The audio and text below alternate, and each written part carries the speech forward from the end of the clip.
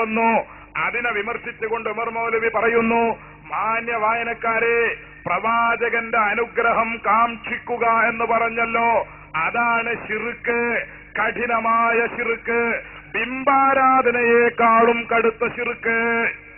പുളിക്കലിൽ നിന്ന് ഒരു മുസ്ലിം സഹോദരൻ ഗുരുവായൂർ അമ്പലത്തിലേക്ക് പൂജ നടത്താൻ വേണ്ടി പോകുന്നു. ഒരു മുസ്ലിം.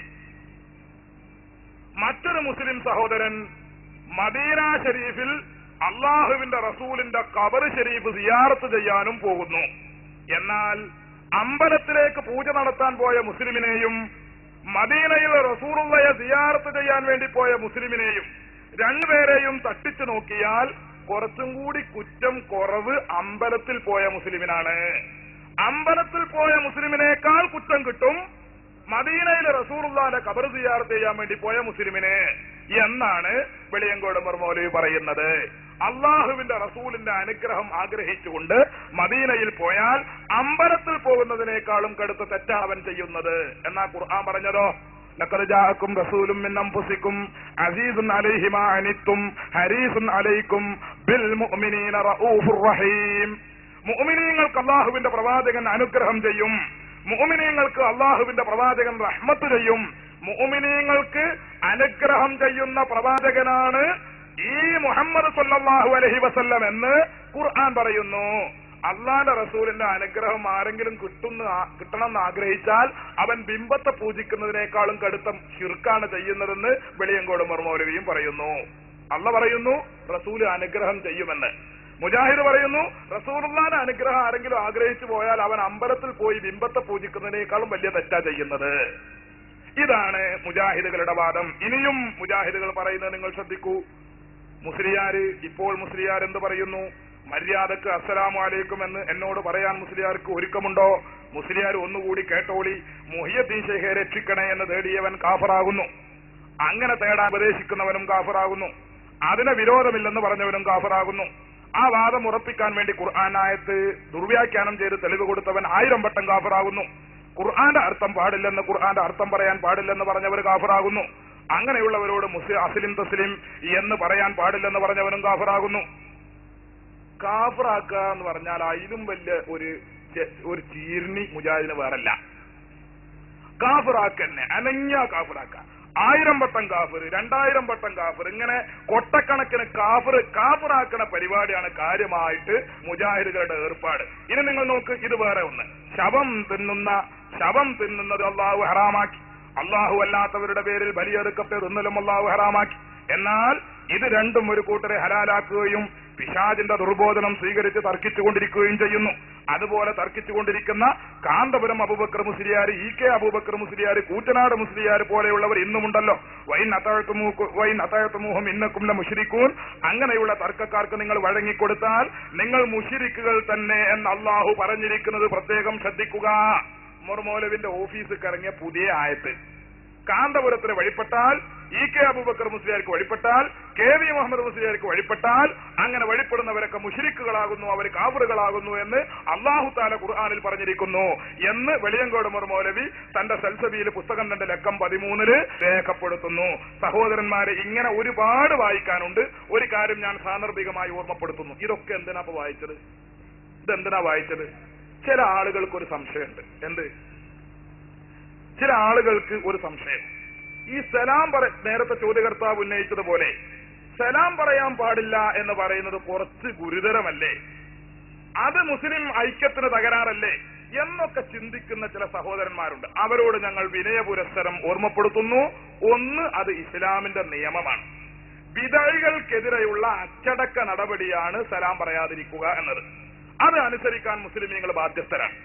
ഇനി മുജാഹിദിനോട് സലാം സുന്നികൾ പറയണം എന്ന് നിങ്ങൾക്ക് നിർബന്ധമുണ്ടെങ്കിൽ അതിന് ഒരൊറ്റ നിബന്ധന മാത്രമേ ഞങ്ങൾക്ക് പറയാനുള്ളൂ. അതെന്താ? സമസ്ത കേരള ജംഇയ്യത്തുൽ ഉലമയുടെ ഓഫീസിലേക്ക് പതിറ്റാണ്ടുകൾക്ക് മുമ്പ് കേരളത്തിലെ മുജാഹിദുകൾ ഒരു കത്തെഴുതി.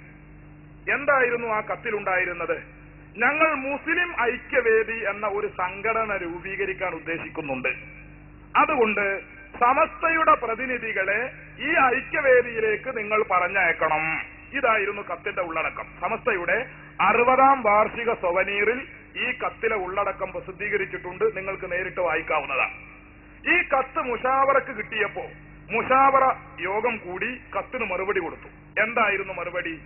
മുസ്ലിം ഐക്യവേദിയിലേക്കാണല്ലോ നിങ്ങൾ ഞങ്ങളെ ക്ഷണിക്കുന്നത്, എന്നാൽ സമസ്ത നേതൃത്വം കൊടുക്കുന്ന സുന്നികളും കാഫിറുകളാണെന്നും മുശ്രിക്കുകളാണെന്നും നരകാവകാശികളാണെന്നും ആണ് നിങ്ങൾ പറഞ്ഞുകൊണ്ടിരിക്കുന്നത്.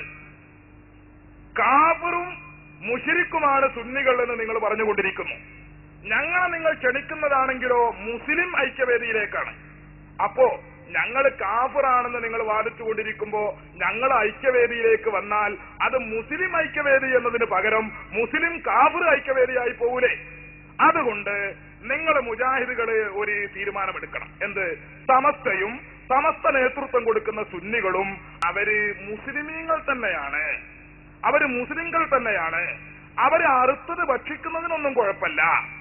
അവര് അറുത്തത് തിന്ന അവരെ മക്കളെ കെട്ട, അവരുമായി വിവാഹബന്ധമൊക്കെ നടത്താം. ഇങ്ങനെ ഈ കേരളത്തിലുള്ള മുസ്ലിമീങ്ങൾ സുന്നികൾ അവര് മുസ്ലിമീങ്ങളാണ് എന്ന് സമ്മതിച്ചുകൊണ്ടുള്ള ഒരു പത്രപ്രസ്താവന നിങ്ങൾ കേരളത്തിലെ പ്രമുഖ പത്രങ്ങളിൽ പ്രസിദ്ധീകരിക്കുകയാണെങ്കിൽ അടുത്ത ദിവസം ഞങ്ങൾ ഐക്യവേദിയിലേക്ക് വരുന്നതിനെ കുറിച്ച് ചിന്തിക്കാം എന്ന് സമസ്ത മറുപടി കൊടുത്തു.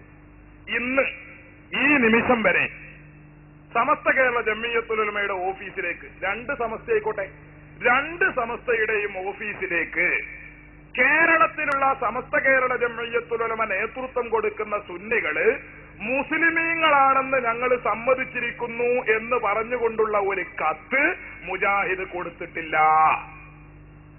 ഇനി ഈ കൊണ്ടോട്ടിയിൽ നടക്കുന്ന, പുളിക്കൽ നടക്കുന്ന ഈ മുഖാമുഖം വേദിയിൽ വെച്ചും ഞങ്ങൾ പറയുന്നു, കേരളത്തിൽ സമസ്ത കേരള ജംഇയ്യത്തുൽ ഉലമയുടെ മഹോന്നതന്മാരായ ആലിമീങ്ങൾ, അവര് നേതൃത്വം കൊടുക്കുന്ന ലക്ഷോപലക്ഷം വരുന്ന സുന്നികൾ അവര് മുസ്ലിമീങ്ങളാണെന്ന് ഞങ്ങൾ സമ്മതിച്ചിരിക്കുന്നു.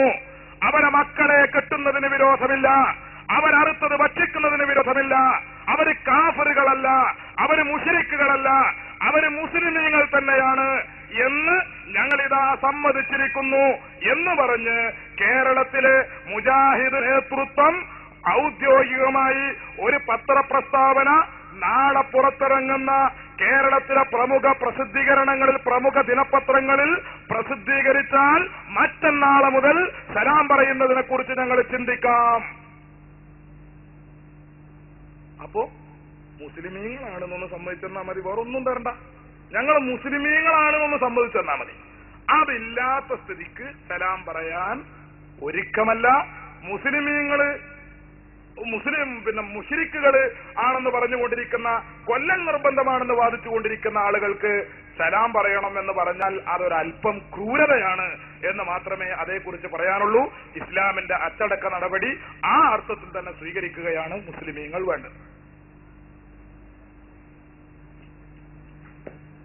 അതിന് തെളിവുണ്ടോ എന്ന് ചോദിച്ചിരുന്നു.